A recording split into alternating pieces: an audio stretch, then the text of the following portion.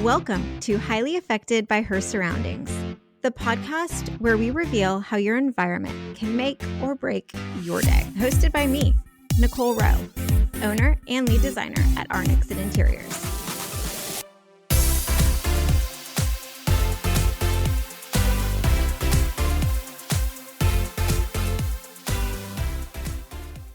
Jaclyn Carmen is one of those people whose energy you can feel before she even speaks.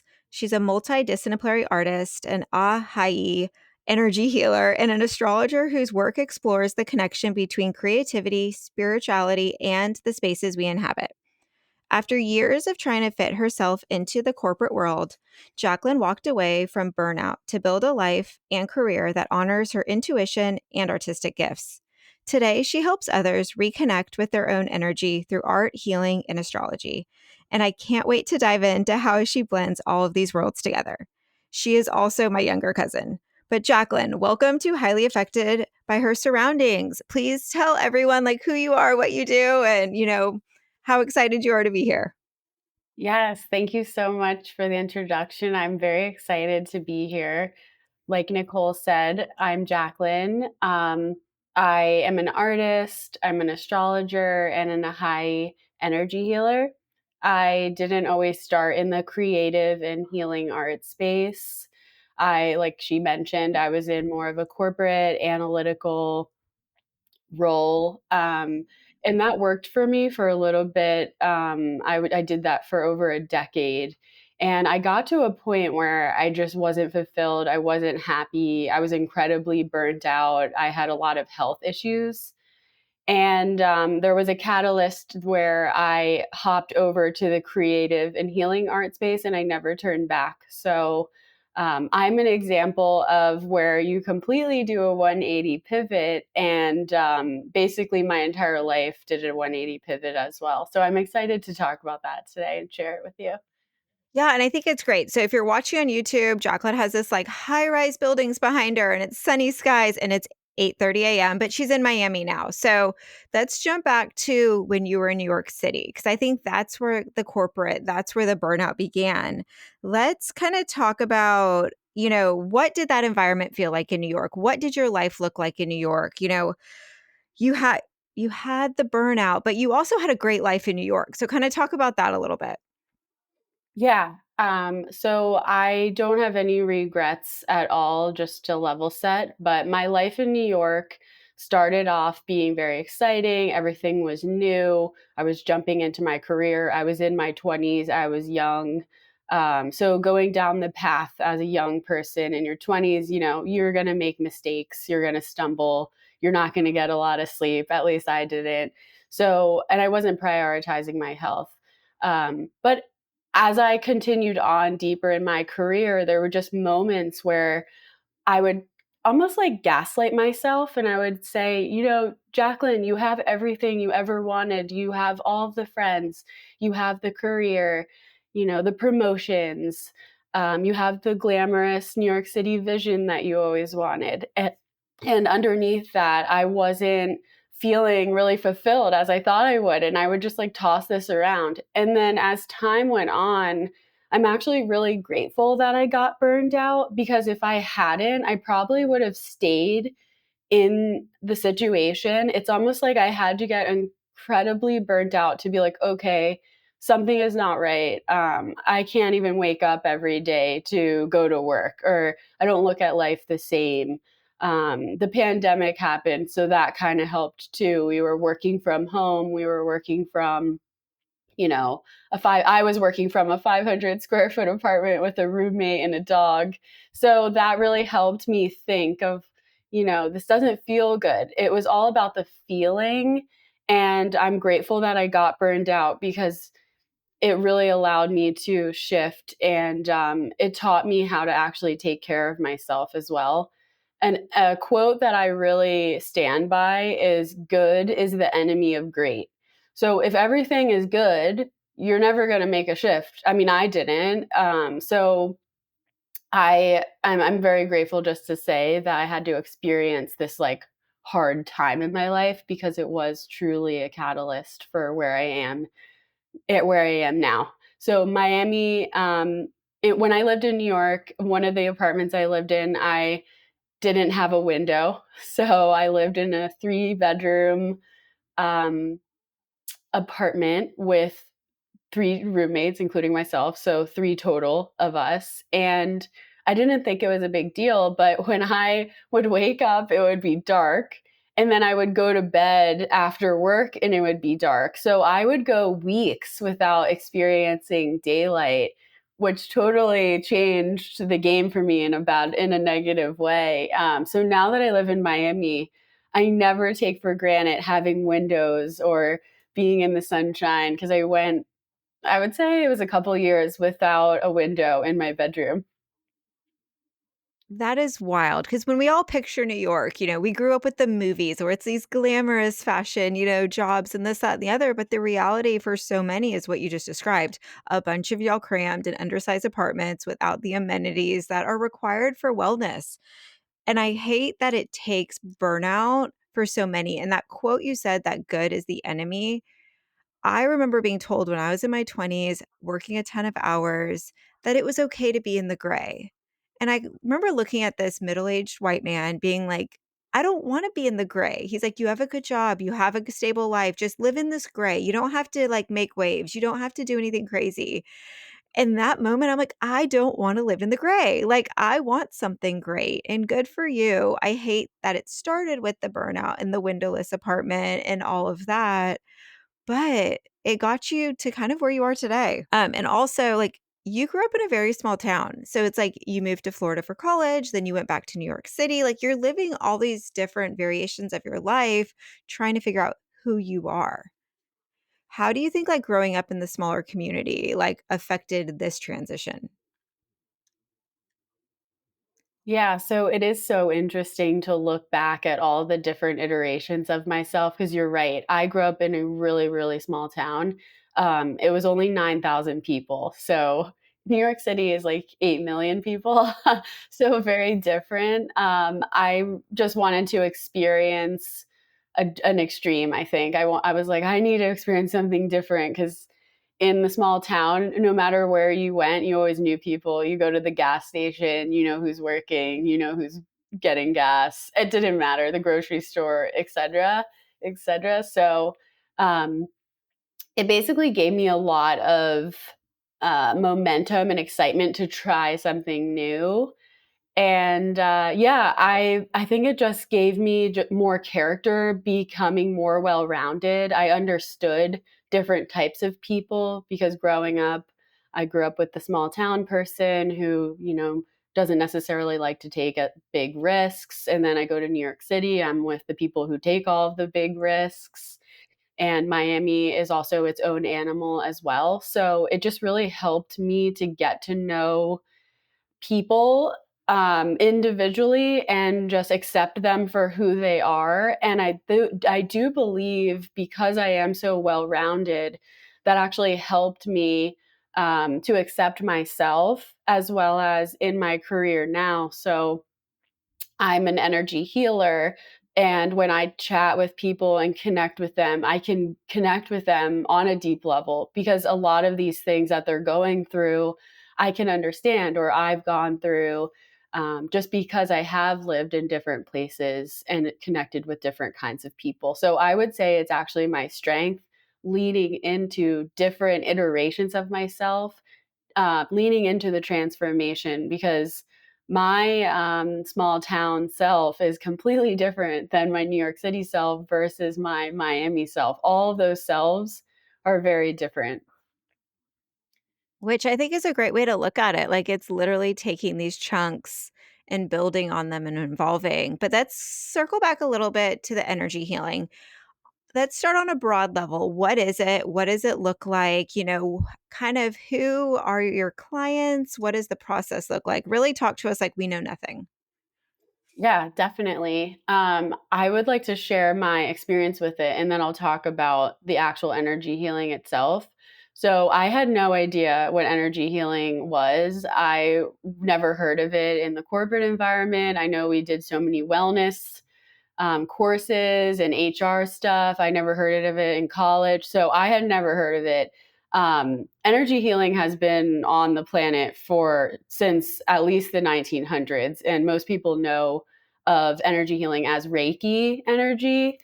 I am a practitioner of Ahai Energy. It is a similar flavor to Reiki, if anyone is familiar with that. Ahai is a Sanskrit word for divine mother. So the energy feels similar to that. So if you think of the feeling of divine mother, it's nourishing, it's protective, it's healing. You could go on and on. So that's the flavor of the energy. It's upper chakras. So what does a session look like? A session would be laying down, and this can look different for everybody, but for a session with me, so it's laying down. It can be in person or through Zoom. In person looks similar to get receiving a massage, so a dim lit room with like a massage table. But I just to hop back with my experience, I received in a high energy healing session and I completely felt different when I walked out of there. And I was like, wow, this is incredible. People need to know about this. I was like, I have never heard of this. And I'm a person who loves to learn and loves to try new things. I used to say in my 20s, I'll try anything once. And, that got me pretty far. And I'm not going to try certain things I've done, like skydiving or, that kind of stuff. But I've done it. And, yeah. So when you are in a session, you're connecting with yourself. So it's eyes closed, it's meditation style. And then I channel the energy throughout the energy body. And I've done so much work on my intuition that my mind is crystal clear during a session. So I can actually connect with the energy field of the person and speak to what challenges or kinks are going on with that person and kind of smooth out their energy. So after the session is really great. It's my favorite part. It's a lot of back and forth communication of what came up. So let's say I'm with a client and I get to their heart space, their heart chakra, and I just feel all of these emotions, really, really heavy emotions. I can connect with them after the session and say, hey, there's a lot of emotions in the heart space. What's going on? Has there been a lot of grief in your life or what's happening? And then they're like, wow, yes, actually. So we kind of move the energy out and process it in that way. And this was so healing for me because I had gone through a lot of grief throughout my life. There were different events that were very tragic that happened. And energy healing helped lift that out of my energy field. I could talk for hours about the energy field and how it impacts everything. And Nicole, you mentioned it in the beginning. Sometimes people can enter a room and they don't have to say one word and you just feel something. That's their energy field that you're feeling. So just to summarize this up, it is a deep connection with yourself. It's a sacred moment with yourself. I use my gifts, my intuitive gifts, to connect with your energy field and just help whatever's coming up. So the intention of the session is different for everybody and just working through it in that nature. And when I received a session, someone did that for me and it completely changed the trajectory of my life. So that's just like a little bit of a preview of energy healing. There are different modalities, energy healing modalities. Like I said, Reiki is an energy, Ahai is an energy, and they're all different flavors. There's more of them.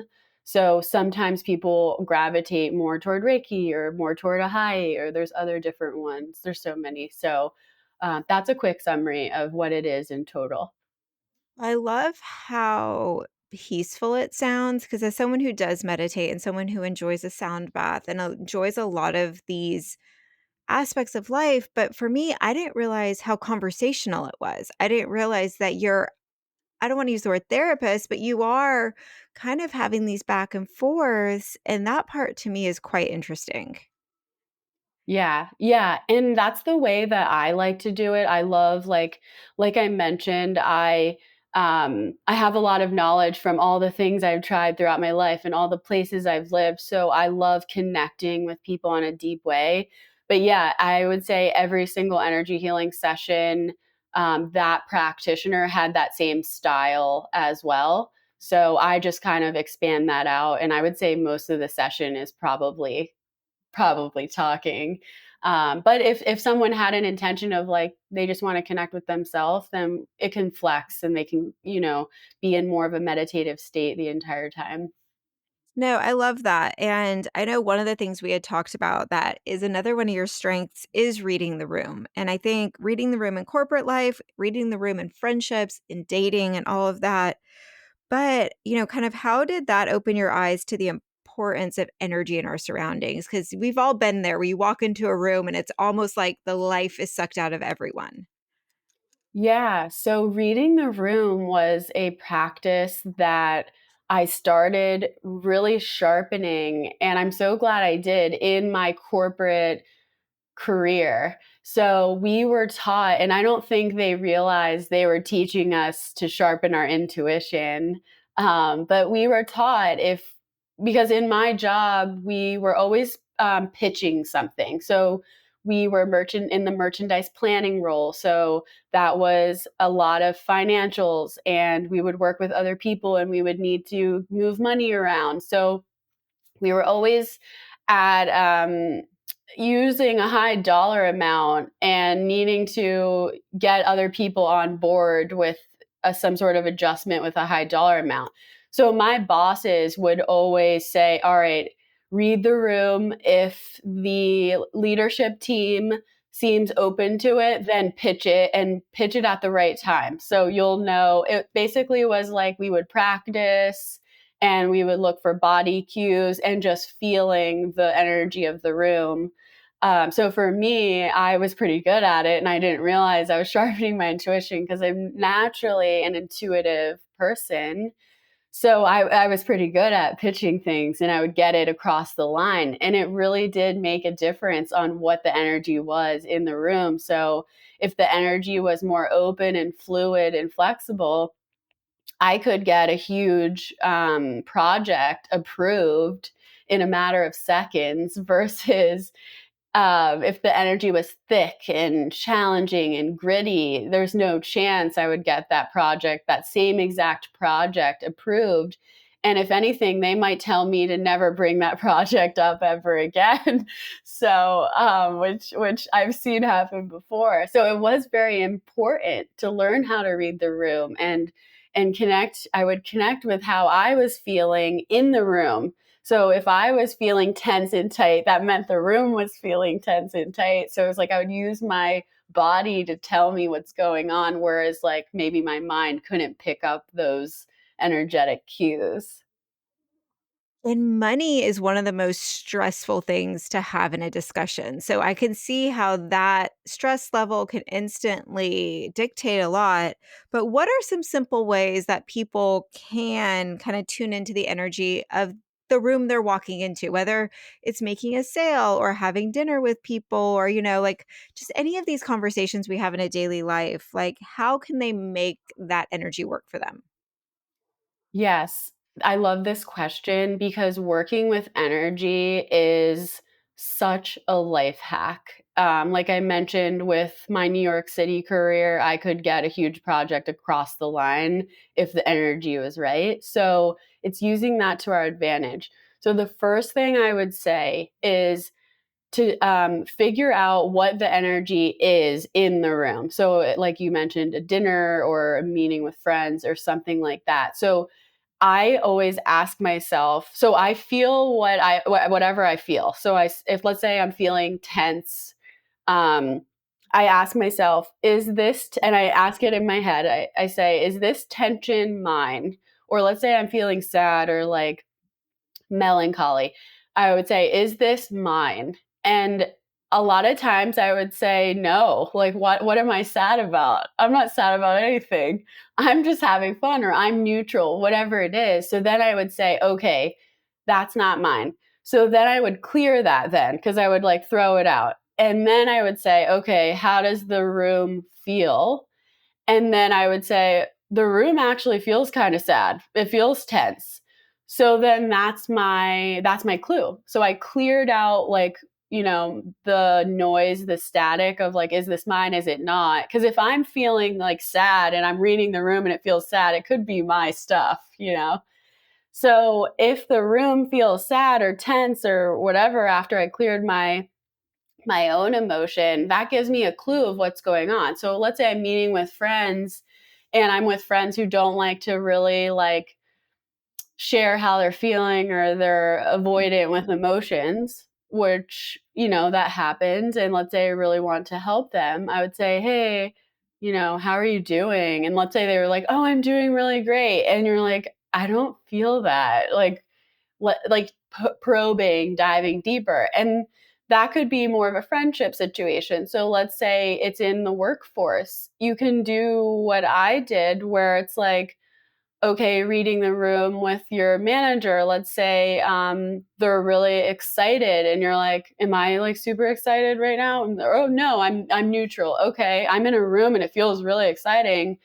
Okay, so maybe now's the time to talk to your manager about that promotion, or now's the time to ask about moving your desk, or whatever it is. And I don't mean this in like a manipulative way. It's not like that at all. It's just using energy and using your internal cues by your emotions, how your body's feeling, to navigate what's going on. It's like reading your weather app and it's either raining or it's super sunny. When it's very sunny out, you're going to go, like for me, I'm going to go to the beach. I'm going to get my towel and my umbrella and go to the beach, versus if it's raining, I'm going to get my umbrella. So using that same kind of guidance for yourself. If the energy is ripe, take advantage of it, work with it. If the energy is tense and stiff, maybe table whatever, you were trying to get across, like in the business world, like I was mentioning. So that's just like a brief how I would work with energy. And it's great for yourself too to ask. That was something that was game changing for me. Asking myself, am I feeling, this emotion? And a lot of times it was, no, I'm not. And it was someone else's that it just stuck to me. And I was just carrying it around for like the whole day of like, oh, I'm just feeling melancholy or sad, but I had no reason to be. And then, yeah, that was like a whole self exploration as well. Well, I think there's nothing worse than, like, being in a good mood, then all of a sudden, like, you're in a funk, and you're in a funk for hours, and you can't figure out why. Because, like you said, the day's good, everything's fine, but then you realize everyone around you is experiencing the negativity, or they're in a funk, and it just kinda seeps into you. But I don't know if you realize this, when you made the umbrella comment, like the sun umbrella versus the rain umbrella, it's almost like you need to protect yourself from both. Protect yourself from the water and the getting cold and, the nastiness. But even like too much sun, too much energy, too much excitement, you still need a little bit of that protection as well. So I kind of like the idea of, what umbrella do we need today? And I tell my kids all the time, like, when mom is in a bad mood is not the time to ask for, what you want for Christmas. It is not the time, to ask for something crazy. But if I'm in a good mood and everything's going smooth, then you're like, hey, mom, I really want this RC car for Christmas. Can we do some research? I'm probably going to say yes. But if I'm in a crap mood because everything's going wrong, don't ask me to do something like that. Like, give it a few hours. So I think that's a lot of fun. But now that you've kind of stepped into your more creative and, spiritual career, how do you intentionally design like your surroundings to kind of support your art, fashion, and energy works? Yes. So the surrounding for me is so important. So basically, depending on what I'm doing, I will curate my surrounding intentionally on how I want to feel.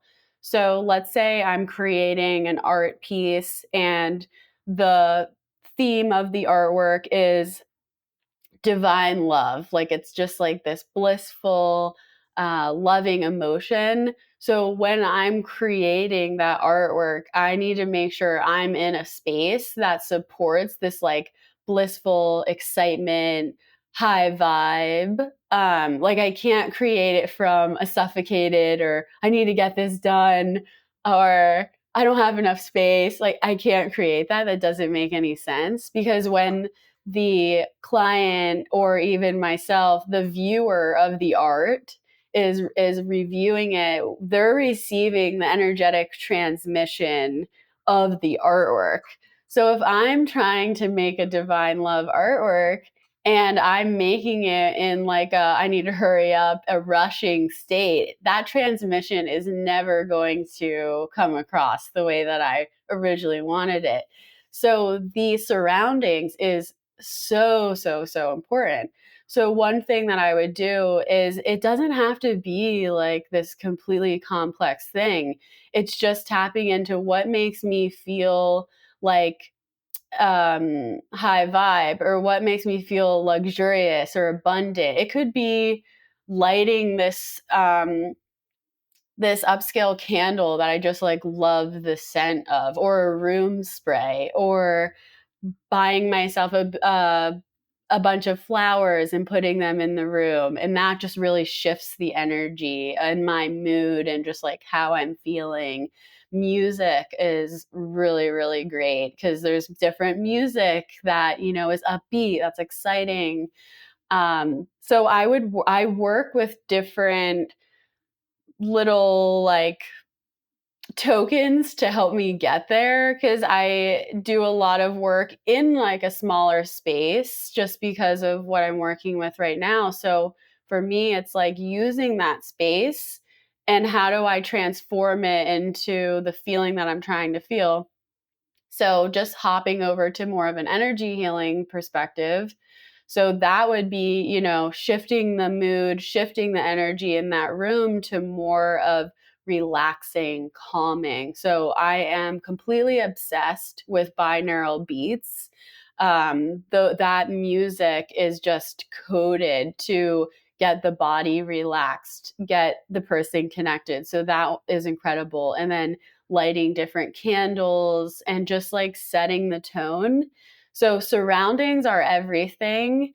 And that's why I like art so much because one art piece can completely change the entire trajectory of a room or a home, anything of that nature. No, I love that, and I have a very good artist friend, Kirsten Sadlier, and she only all her art is happy. It's joyful art, so she only can paint when she's happy and joyful, and she said there's days she's blocked out on her calendar to paint. She's like, "I can't paint today. Like, my body cannot paint today." So, being able to set up your space and have the scents, have the music, have the items around you that bring you kind of that inner peace to paint is really special. And I think also, how your energy practice seems to influence your art, and probably it influences the clients you paint for as well. Yeah, definitely. So a lot of the artwork that I create, I have the energy flowing, the high energy. So when I turn it on and off because I can't have it on all the time. It would be like too overwhelming for my system. But when I'm working with art, I get myself in the energetic state. So it's like, yeah, if I want to infuse the energy healing into the art, and let's say I didn't tell anybody that I did that, and then I, was selling the artwork, they will have that art in their home and be like, I just love this piece. It makes me feel this way. It's like, yeah, because it was infused with all of this extra abundant energy. And it's the same narrative, like I said, as like, let's say I created that without energy and I was rushing and, it just like was dense. Like that's going to come across in the artwork. So I love crossing my gifts with the energy healing, astrology, um, I'm very intuitive, so I like kind of intertwining all of that into art and just in my life in general. Let's talk about the astrology side a little bit. Kind of explain to people because it's obviously it's more than just the stars. It's more than like I'm a Libra, even though I'm very much a Libra. Like kind of talk to people on a high level of what astrology means to you and kind of how you incorporate it in your daily life. Yeah. So astrology, I am completely obsessed. I started off just teaching myself. I was like, I just want to learn about what astrology is. I was like, if astrology is real, I'll figure it out because I'm always. I mean, I was my background's analytics, so I'm like, I can look at data and come up with a story, and I just know how it works. So I started diving into astrology, and I was like, wow, I'm obsessed. This is awesome. It's like the life hack. And then I got different sessions and I just felt so validated on who I am. So, what is astrology? So, when we are born, and it's all related to energy as well, when we're born, there is an energetic map that is just woven in the sky. So, that is our imprint, and it's down to the minute that you were born. So, that's very important. And the location. So, we have 12 different areas of energy that we can be concentrated. So the sun sign is your identity. So that would be Libra sun. But there are so many other aspects that don't get any light. So like let's say someone is let's say someone is a Capricorn sun, but they have so many other aspects of themselves in Scorpio, that is going to be a completely different person. So I'll explain what that means. So like Capricorn is usually the person who is really dedicated. It's that friend or family member that's always working. They're always building something. They might be very successful because they just know how to, lay out the roadmap and make it happen. That's Capricorn. So if someone were to read their horoscope and they're like, oh, Capricorn, but they're like, oh, that doesn't resonate with me, but then the same person has so many planets and so many aspects in Scorpio. Scorpio is like an energy that is very intuitive. It's very like reserved and it's watching, it's observing, it's waiting to take action. That's a very different person. Those are two different people, actually. And that one person might have both of those. So if they're reading their horoscope, they're like, I don't resonate with Capricorn. They actually would probably resonate more with Scorpio, but they wouldn't know that if unless they looked at their birth chart, which would show it, or they received an astrology session. So it's almost like, okay, that's great and all, but how can it relate to my life? So for me, when I understood astrology, it gave me permission to be embrace and really expand certain parts of myself. So a lot of my life, I always would do things that were so unique, and people would always comment on it. They'd be like, you're always doing something different, or what, why can't you just fit into like what we're all doing? Why do you always have to do your own thing? So when I learned astrology, I realized I actually have a huge energetic imprint of being that unique person, being the person where, they're taking a path that nobody else has taken.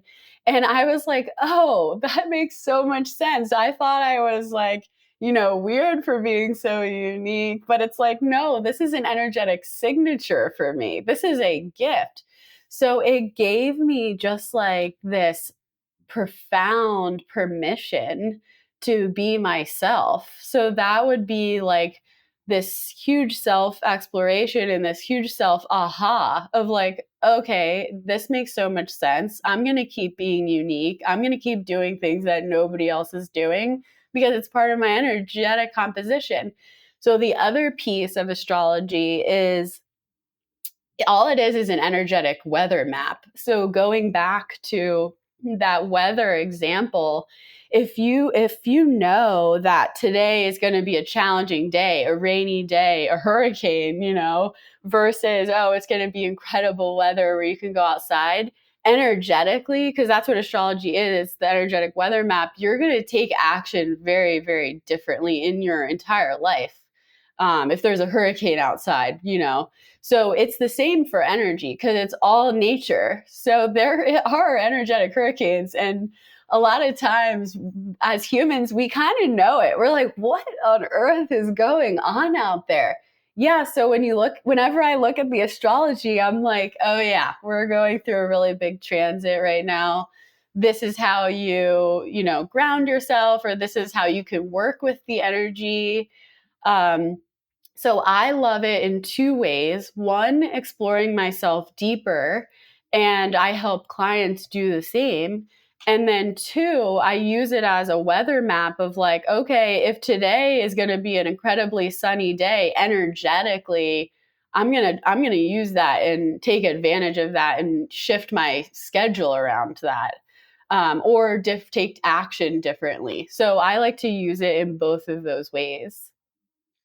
And I think it's a great point because knowing, like, especially knowing you as a child and knowing like how we all were and remembering comments that people had made, like you had 3 brothers, and like, growing up that way with that energy in a household and then you deciding to go a different route with a lot of things couldn't have been easy, especially when, you have sets from, like, everyone around you being like, "This is the step you take. This is how you do it. These are how you're gonna live your life," and, you have brothers in the military who love structure instead of this fluidity of you.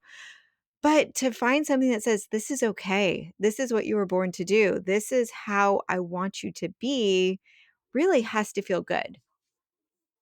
Yeah, definitely, incredibly. And it's actually what helped me get a lot of confidence to really just leave the analytical corporate world behind, because good is the enemy of great, like I said, safe, secure, 401k, all of that, and pursue this unknown world of creative art, energy healing, astrology. For me, it was all very unknown. So in my astrology birth chart, I have so much creative energy. And it's like if I hand my birth chart to an astrologer, she's like, you should be an artist. And I was, an analyst for a Fortune 500 company doing math every day. Like that's the opposite of my energetic composition, which is why I got burnt out. But it gave me so much confidence of like, yeah, I'm going to go into the art space, even though I spent my whole, career in the math space, the analytical, the logic space. So that was all thanks to astrology of like, this is my energetic gifts. So I'm going to really lean into that with confidence, um, overcoming any obstacles that come up or fear, anything like that. So I'm curious because once again, I'm kind of newer in the astrology world, but, like, how can astrology, like, tie into physical spaces? Could you, like, look at someone's chart and, their signs and maybe, like, influence what the style, the mood, or the energy should be in their home? Yes, definitely. Definitely, definitely, definitely. And I think that's an incredible connection in the home space, in the home world for, so many professions, interior designers, builders, buyers of home product in like department store. It could go across the board there. But basically, let's say someone has an astrology birth chart and a lot of their energy leans more toward logic and more of like a masculine energy, so like not as emotion based. So how would that space look? That space would probably be more earth tones, clean lines. It would be probably more muted, not as like, wild and crazy. There are birth charts where there's energy. Leo energy is like my favorite. Those, if I mean, you don't have to be an astrologer to know who's a Leo. They let you know. They're so loud and they wear wild, bold things. That's the person that's wearing head to toe leopard print, so if you have a client or a customer that is a Leo energy, they don't want like the boring, simplistic style. And I'm using boring in like my own word. It's not to other people. But a Leo wants like the bold, the thing that maybe most people would be like, I don't know about that, you know? Like why would we make velvet on the wall? Like that's what a Leo wants. So there are very drastic energetic styles and imprints. And we all kind of see that in general with personalities. Like there's very different personalities. So um, you could look at a client's birth chart and then come up with an energetic theme. And then from there, do the interior design, the style, and just kind of build it around that. I honestly think that we just unlocked a whole new level to the client intake because it is very curious in looking at my own self and knowing that I like balance, knowing that I'm a medium contrast, knowing all these things that honestly, a lot of this I like kind of correlated to my ADHD, like what my brain settles with, what my brain likes, what I get bored with, what I get overwhelmed with. But looking at it, through your lens, I am very curious kind of how it can be brought really into the interior design world because that's not something people are talking about yet. Yeah, and I love what you said about being balanced. So let's just go into you, for example. Um, Balance is the key energy for a Libra. If you think of the symbol of Libra, it's the scales. So they have to be balanced. So let's say you had a Libra heavy energetic composition of a customer, so that would be like they have multiple planets in Libra. They have a big Libra signature. It's not just like Libra sun, right? So they will need balance in their space. Like that's just exactly what they need. But there are other people that don't need that. And that one element could be game changing for a design. And in astrology, the moon sign, so we have sun sign, moon sign, there's so many different ones and they all have a different meaning. The moon sign is how we feel safe. So let's say you want to create a space that feels good, it feels safe, it feels grounding. That would be looking to the person's moon sign. What is their moon sign? So let's say they had a Libra moon. They need the balance. They need the balance of the light, the dark, the composition to be like that. Let's say someone's moon sign was Capricorn. I know we talked a little bit about Capricorn today.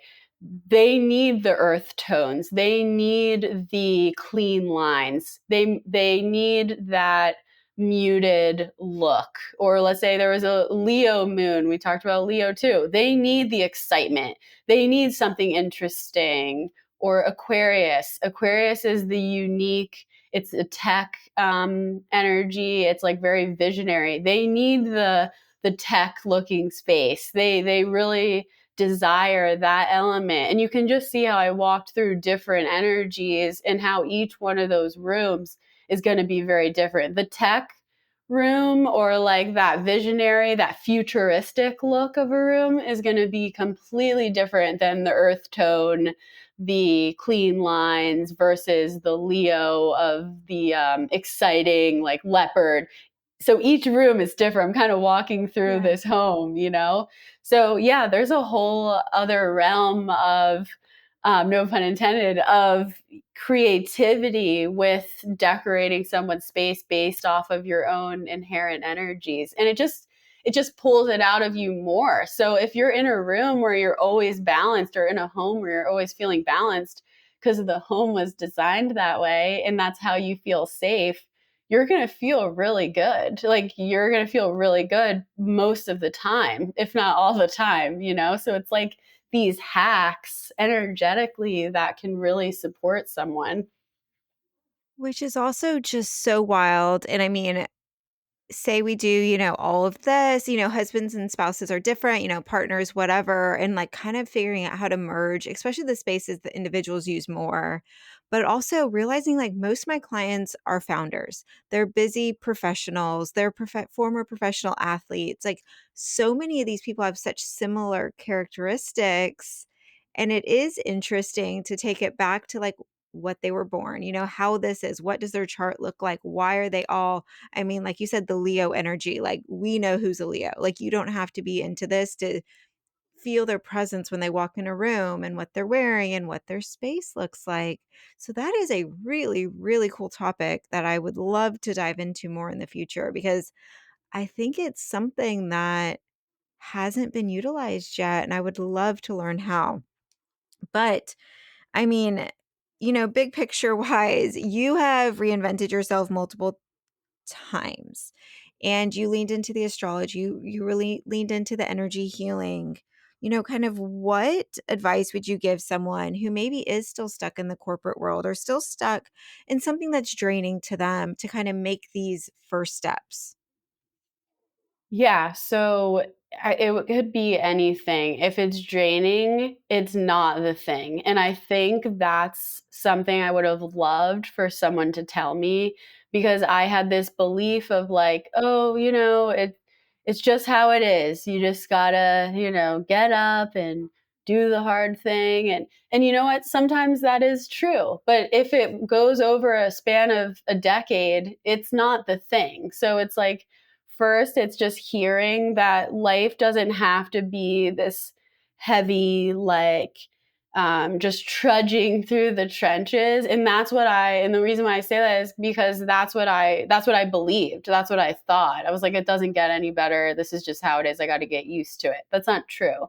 So it's identifying the root of it of like what is it that like for me I was like what is it that I don't like about where I'm at, like my is it my job, is it my relationships, is it where I live, is it my room without a window? It could be like one of those, it could be all of them. Getting to the root of it and not being afraid to make the change because the fear is what will hold you back. The fear. So that was one thing that I give myself actually a lot of credit for. And I think this goes back to the fact that I grew up in such a small town and then completely transformed and went to the big one of the biggest cities in the United States. Um, so it's like so drastic is like there was definitely a lot of fear there, and people were giving me a lot of fear of like, oh, that's a big city, I don't know about that. So it's not listening to the fear or your own fear, the naysayers, whatever wants to get in the way. And that thing that I give myself the credit for is going through the fear, because every time I'm like thinking of just like a catalog of things, yeah, I would say every single time I moved through fear, there was always a reward on the other side. Whether it was like an actual promotion, the fear of going to your boss and saying, I deserve more money. Or it was an energetic upgrade of like, you know what, I'm way more confident now because I went through that hard situation. I went in the fear. So I would say in summary, it's whatever the fear is coming up, that's the clue to actually go into it, not turn around and go the other way. It's to go through it and not be afraid of it and trusting yourself, trusting how you're feeling, because the way the body feels and the way that the heart feels is actually the thing to do. So it's like I was just telling myself in the corporate world, the analytical role, this is what I needed to do to be an adult and live my life, to be successful. But my heart and my body were both telling me this isn't the thing. And then eventually got burned out, like I mentioned earlier. So it's like I should have listened right away to how I was feeling, but it took some time, and that's fine. So yeah, it's listening to your cues, how you're feeling. And it's very, very simple that it's so simple that we overlook it all the time. How's the body feeling? How are you feeling emotionally? And if there's fear there, the fear is literally the flashing green light of go through it, go through me. There's gifts on the other side. It's like this this wall of illusion. So it's actually very counterintuitive of what we're taught or what it seems like, because most people would run in the opposite direction, but it's meant to run through it, and just embrace transformation. There's, like I said, there's always a gift on the other side. Well, I love that. And I think that's a great note to end on. Please, please, please tell everyone where they can find you, how they can work with you. I know there's a few Instagram handles and a few websites, so please let everyone know. Yes, definitely. So my Instagram is Jaclyn_Carmen. And then my website is jaclyncarmen.com. And I do astrology sessions. I do Ahai Energy Healing sessions. I do custom artwork. I love right now, my favorite thing is looking at a client's astrology birth chart and coming up with a style out of, based on your natural energies, this is the type of clothing or style to embrace to make you feel your most magnetic self. And that's something that I did that worked so well for me. So I'm kind of sharing that with everybody else. So I have that as an offer that I'm doing, which is great for, fall and just reinventing yourself. That's all on my website. But yeah, reaching out and excited to connect. And thank you so much for having me today. Yes. Okay. And Jaclyn spells her name a little differently. I feel like that's of Jaclyn. So it's Jaclyn. So, Yes. kind of when you're looking for it on, handles, I know sometimes it won't pop up. And she does everything virtually. So you can be California, Oregon, Puerto Rico, wherever, and work with her as well as South Florida. But Jaclyn, I absolutely loved this conversation. You've given us such a powerful reminder of our energy and the energy of our spaces, the energy around us. It's all connected. So thank you for sharing your story, your creativity, and your insight on how turning into our surroundings, can help us live and create from that higher, vibration. For everyone listening, please follow her socials. She has some great stuff on there. She has a lot of different art mediums she's working on. And as always, thank you for tuning in to Highly Affected by Her Surroundings. We will see you soon. Thank you so much for tuning in to this episode of Highly Affected by Her Surroundings. I truly appreciate you taking the time to join us today. If you enjoyed the show, be sure to subscribe so you never miss an episode. And if you have a moment, please rate and review the podcast.